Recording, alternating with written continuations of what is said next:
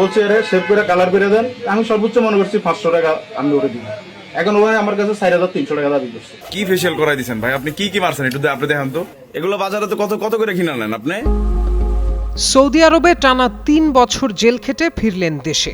স্বদেশ ফেরার আনন্দ নিয়ে নামলেন এয়ারপোর্ট। ভাবলেন দাড়ি কেটে চুলে রং করে স্বাভাবিক চেহারায় ফেরা যাক।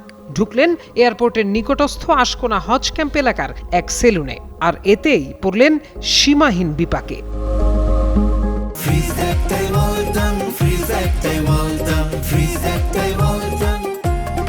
ভেবেছিলেন শেভ, ফেসিয়াল ও চুলে রং লাগিয়ে দোকানিকে 500 টাকা বা তার থেকে কিছু বেশি দেবেন, কিন্তু কাজ হওয়ার পর 500 বা 1000 নয়, নরসুন্দর চেয়ে বসলেন 4300 টাকা। এই ঘটনায় হতবাক হয়ে পড়লেন প্রবাস ফেরত ওই ব্যক্তি।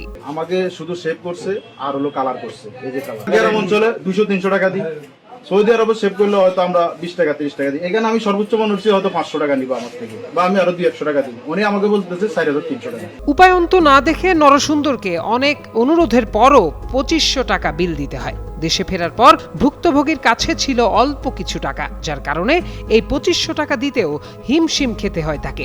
বিল দিয়ে ক্ষুব্ধ ভুক্তভোগী সরাসরি পুলিশের কাছে যান। পরে পুলিশ ও সাংবাদিকদের উপস্থিতিতে ঘটনার সত্যতা মেলে। স্থানীয়দের অভিযোগ, প্রবাস ফেরতদের টার্গেট করেই সেলুন ব্যবসায়ীর এমন মনগড়া বিলিং চলছে দীর্ঘদিন ধরে। এর আগে সতর্ক করা হলেও দোকানি কোনো পাত্তা না দিয়েই লোক ঠকানোর মহোৎসব চালিয়ে যাচ্ছেন।